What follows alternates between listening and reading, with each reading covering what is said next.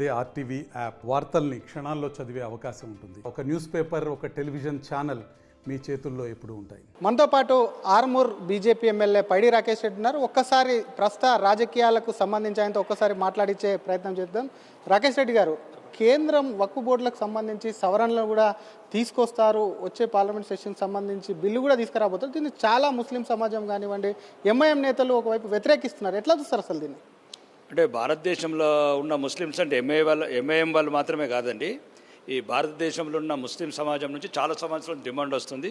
ఈ సవరణలు చేయాలని వాళ్ళు కోరిన సవరణలు ఇవన్నీ. ఇప్పుడు 40 సవరణలు ఏవైతే చేస్తున్నామో వాళ్ళ అభిప్రాయాలకు అనుకూలంగా ఎవరైతే ముస్లిం సమాజంలో కొద్దిగా భారతదేశ ముస్లిమ్స్, భారతీయతని వంటబట్టించుకున్న ముస్లిమ్స్, భారతదేశం అంటే ప్రేమించే ముస్లిమ్స్ అభిప్రాయాలు తెలుసుకొని దానికి సవరణలు చేస్తున్నాం. దానివల్ల ఎవ్వరికి ఎటువంటి నష్టం లేదు. ఎవరైతే దాని వక్ఫ్ బోర్డు చట్టాల వల్ల కొద్ది ఇబ్బంది గురవుతున్నారో వాళ్ళకు న్యాయం జరిపించడానికే ముస్లిం సమాజం సవరణల ప్రకారమే ఆ సవరణలు చేస్తున్నాం. హైదరాబాద్కు సంబంధించి చాలా ప్లేస్లు వక్ఫ్ బోర్డు దాని ఆధ్వర్యంలో ఉన్నాయని చెప్పి కూడా ఎంఐఎం నేతలు ఆరోపిస్తున్నటువంటి పరిస్థితి ఉంది. దానికి సంబంధించి చట్టతనాలు తీసుకొచ్చే వక్ఫ్ బోర్డు భూములు అనేటివి కూడా ప్రభుత్వ ఆధీనంలోకి వెళ్తాయని చెప్పి ఒక భయం వ్యక్తం చేస్తున్నటువంటి పరిస్థితి ఉంది. ఇక వాళ్ళు ఏం చెప్తారంటే 1511 చార్మినార్కు ముగ్గేసినప్పుడు మొత్తం తెలంగాణనే మాదంటారు. రాజులు పోయినరు, రాజ్యాలు పోయినరు, నవాబులు పోయినరు, నిజాములు పోయినరు. అట్లాంటి ఆర్గ్యుమెంట్స్ కరెక్ట్ కాదు. ఎంఐఎం సోదరులకు కూడా చెప్తున్నా, దయచేసి ప్రజలని, ముఖ్యంగా తెలంగాణ ప్రాంతం కావచ్చు, హైదరాబాద్ నగరంలో ఉన్న హిందూ ముస్లిం సోదరుల మధ్యన కుంపట్లు పెట్టకండి, విషబీజాలు నాటకండి, పెట్రోల్ వచ్చి తగలబెట్టుకుంటట్లు చేయకండి. తాతలు ముత్తాతలు నేను చెప్పినట్టు అందరం ఒకటే కుటుంబం కాబట్టి అందరూ ముస్లిం సమాజం అనుకూలంగా ఉంది. హైదరాబాద్లో వాళ్ళు ఏం ఆరోపించినట్లు అట్లేమి కావు. అవన్నీ గవర్నమెంట్ భూములే. దాని ప్రకారమే అన్ని కట్టడం జరిగింది. వక్ఫ్ భూములు ఏవైతే ఉన్నాయో వక్ఫ్ బోర్డు భూములు అవి భద్రంగా ఉన్నాయి. ఆ భద్రత కల్పించే బాధ్యత కూడా భారతీయ జనతా పార్టీ తీసుకుంటుంది. నిన్న మీ organizing general secretary BL Santosh office visiting చేశారు. పలు సూచనలు కూడా చేసినట్టు సమాచారం. నిజంగా బీజేపీకి ఇక్కడ స్కోప్ ఉంది, ఖచ్చితంగా కష్టపడండి అని చెప్పి కూడా సూచనలు చేసినట్టు సమాచారం. ఇంకేమైనా సూచనలు చేశారా పార్టీ పరంగా మీకేమైనా? ఇప్పుడు సూచనలు అనేది అది నిరంతరం వస్తూనే ఉంటాయి. పార్టీలో వాళ్ళు అగ్రశ్రేణి నాయకత్వంలో ఉన్నారు. మేము పార్టీ కార్యకర్తలుగా ఈ పార్టీని ముందుకు తీసుకెళ్లాలా. ఈరోజు తెలంగాణలో ఉన్న ప్రజానికం మొత్తము ఈ మోసపూరిత కాంగ్రెస్, మోసపూరిత వాగ్దానాలతోని ఇప్పుడే వాళ్ళు ప్రజలు విరక్తి చెందారు. ఇప్పుడు ప్రజాక్షేత్రంలోకి వెళ్తే ఇప్పుడు అర్థమైపోతుంది. మొన్ననే కాంగ్రెస్ మిత్రులు కూడా చెప్తున్నారు, ఇప్పుడు సర్వే ప్రకారం బీజేపీకి 80 సీట్లు దాటుతున్నాయన్న అని వాళ్ళే కాంగ్రెస్ మిత్రులే చెప్తున్నారు. ఎందుకంటే నిరంతరం అన్ని రకాలుగా అన్ని 6 వాగ్దానాలు కావచ్చు, 420 వాగ్దానాలు కావచ్చు. చెప్పండి మీరు దయచేసి, మీ ఆర్టీవీ ద్వారా అడుగుతున్నాను. ఇప్పటికీ 33 జిల్లాలల్లో ఒక్క రేషన్ కార్డు ఇచ్చారా? 33 జిల్లాలల్లో ఒక ఇల్లు కట్టారా? 33 జిల్లాలల్లో ఒక పెన్షన్ 4000 చేశారా? 33 జిల్లాలల్లో మహిళా లక్ష్మి ఏదైతే 2500 మహిళలకు ఇస్తామన్నారు, 1,83,00,000 మంది మహిళలకు ఇచ్చారా? లేకపోతే కౌలు రైతులకు 15,000 ఇచ్చారా? లేకపోతే ఆటో డ్రైవర్లకు 12,000 ఇచ్చారా? లేకపోతే 5 లక్షల రూపాయల రుణం, విద్యానిధి రుణం ఇచ్చారా? ఇట్లాంటి 420 420 చీటింగ్ వాగ్దానాలు చేసిన ఈ కాంగ్రెస్ నాయకత్వం మీద ప్రజలు 8 నెలలనే విరక్తి చెందారు. ఒకటి.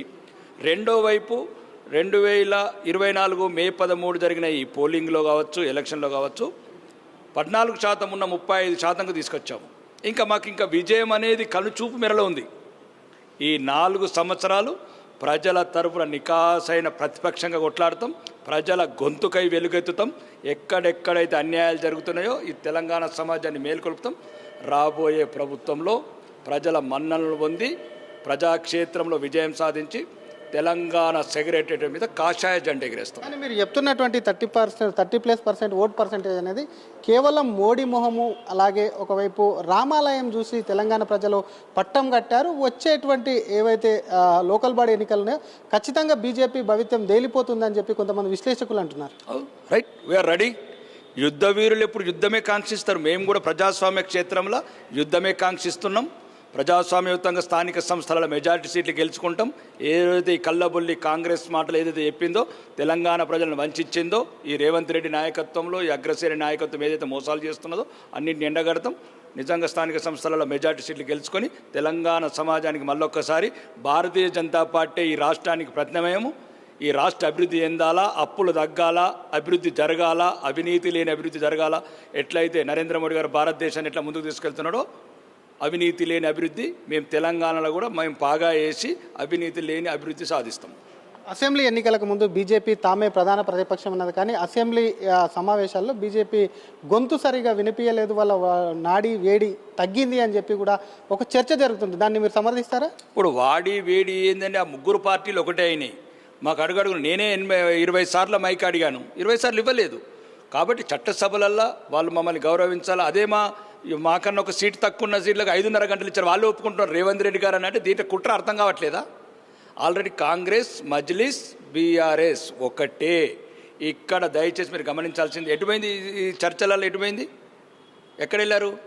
ఎక్కడ కాళేశ్వరం డిస్కషన్ రాలేదు, ఎక్కడ మిషన్ భగీరథ రాలేదు, కాకతీయ రాలేదు, లేకపోతే డ్రగ్స్ స్కామ్ రాలేదు, లేకపోతే టెలిఫోన్ ట్యాపింగ్ రాలేదు. ఎందుకు రాలేదు? ఎందుకంటే ఫస్ట్ అసెంబ్లీ సమావేశాల్లో వీటి మీదే చర్చ పెట్టారు. వాటి మీద మేము ఖచ్చితంగా వైట్ పేపర్ రిలీజ్ చేశారు. వాటికి సంబంధించి కూడా అవినీతి జరిగిందని చెప్పి కూడా పెద్ద ఎత్తున ప్రచారం చేసి వీటన్నిటిని ఎందుకు పక్కకు పోయినాయి అనుకుంటున్నాను. మళ్ళీ ఇవన్నీ కదా కుమ్మక్కయ్యారు. ఎవరైతే మేఘా కృష్ణారెడ్డి లాంటి ఇచ్చిన బ్రీఫ్ కేసులు మళ్ళీ నేను చీకటి గోళాలు వచ్చేసినట్లు ఢిల్లీ సుల్తాన్లకు కనిపించారు. కాబట్టి నోరు మూగబోయింది ఈ రేవంత్ రెడ్డి సర్కార్ది, కాంగ్రెస్ సర్కార్ది నోరు మూగబోయింది. ఎక్కడెక్కడ చీకటి ఒప్పందాలు చేసుకొని మళ్ళీ తెలంగాణ ప్రజలు రక్తమాంసాలు దాగటానికి ఎవరైతే అవినీతి పరులు ఈ రాష్ట్రాన్ని దోసుకున్నారు, అరాచకాలు చేసిన వాళ్ళందరూ ఎమ్మెల్యేలను ఎట్లా చేసుకుంటున్నాడు ఈ రేవంత్ రెడ్డి గారు? ఆ ఇంటి మీద కాకితే కాకిని ఈ ఇంటి మీద వేల్చేస్తాను ఈ రేవంత్ రెడ్డి. ఇప్పుడు ఏ కాకిలం వేల్చేస్తావు రేవంత్ రెడ్డి గారు? ఒక దుర్మార్గమైన పరిపాలన, ఒక అవినీతి పరుడు, ఒక అబద్ధాల కోరు ఏలుతున్న ఇప్పుడు ఈ రాష్ట్రం. త్వరలోనే విముక్తి చేస్తాం.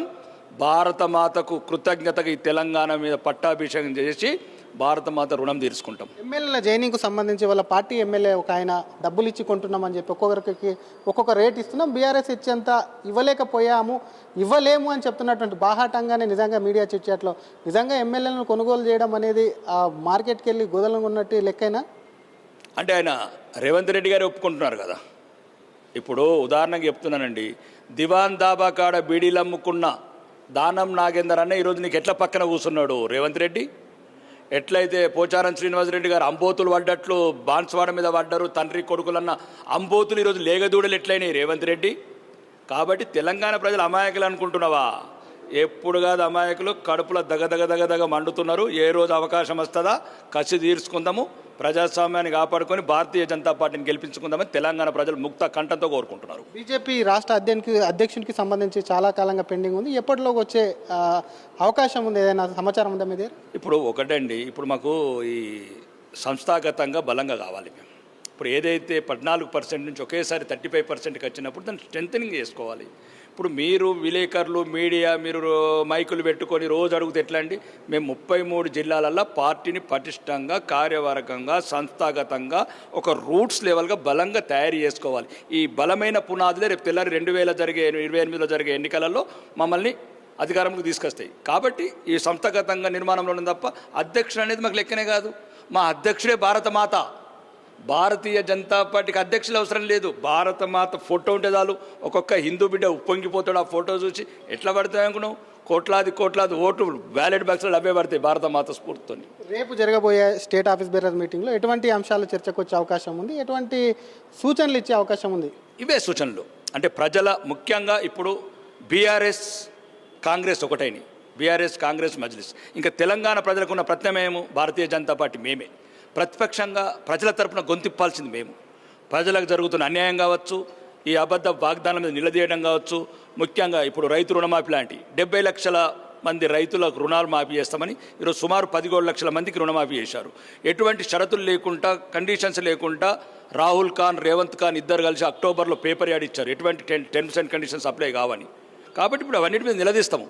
రేవంత్ రెడ్డి, రాహుల్ గాంధీ కదా వాళ్ళ విధానాలన్నీ ముస్లిం లీగ్ని ఫాలో అవుతున్నారు. కాబట్టి మా దృష్టిలో, ఎందుకంటే వాళ్ళు చెప్పారు కదా, రకరకాల అపోహలు సృష్టించారు ఈ ఎన్నికలలో. రాహుల్ ఖాన్ గారు ఏంటంటే ఈ రాజ్యాంగాన్ని మారుస్తారు, వాళ్ళ 68 సార్లు మార్చిన కుటుంబం వాళ్ళది, రాజ్యాంగాన్ని చించి ముక్కలు చేసిన కుటుంబం వాళ్ళది, ఎమర్జెన్సీ విధించిన కుటుంబం వాళ్ళది, శ్రీలంకకు శాంతి మన తమిళనాడు చంపడానికి పంపిన సైనికులను ఆ పార్టీ వాళ్ళది, 62లో చైనా వారు జరిగితే డ్యాన్స్ చేసిన తాత నాయకత్వం వాళ్ళది, కచ్చుదీవులను నమ్మిన నానమ్మ నాయకత్వం వాళ్ళది, దేశాన్ని సర్వనాశనం చేసిన ఈ రాహుల్ ఖాన్ కుటుంబమే మళ్ళీ అపోహలు, అబద్ధాలు సృష్టించి భారతదేశ ఏకాగ్రతకు, భద్రతకి ముప్పు తీసుకొస్తున్న నాయకత్వం ఇది. కాబట్టి ఇవన్నీ ప్రజలకు మేల్కొల్పుతాం.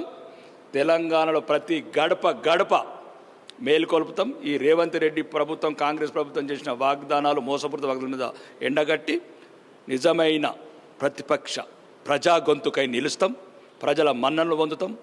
వచ్చే ఎన్నికలలో భారతీయ జనతా పార్టీని అధికారంలో తీసుకొచ్చి ఎవరైతే దేశ ద్రోహులు, హిందూ ద్రోహులు కోరుకుంటున్నారో మేము ఇప్పుడు అధికారం రావద్దు తెలంగాణలోని, వాళ్ళందరి కోరికలను వమ్ము చేసి భారత మాతని స్ఫూర్తిగా తీసుకొని ఈ యొక్క ప్రజాస్వామ్య క్షేత్రంలో నిలిచి గెలిచి భారత మాత నుదుట తిలకం దిద్ది తెలంగాణ సెక్రటరియట్ మీద కాషాయ జెండా ఎగరేస్తాం.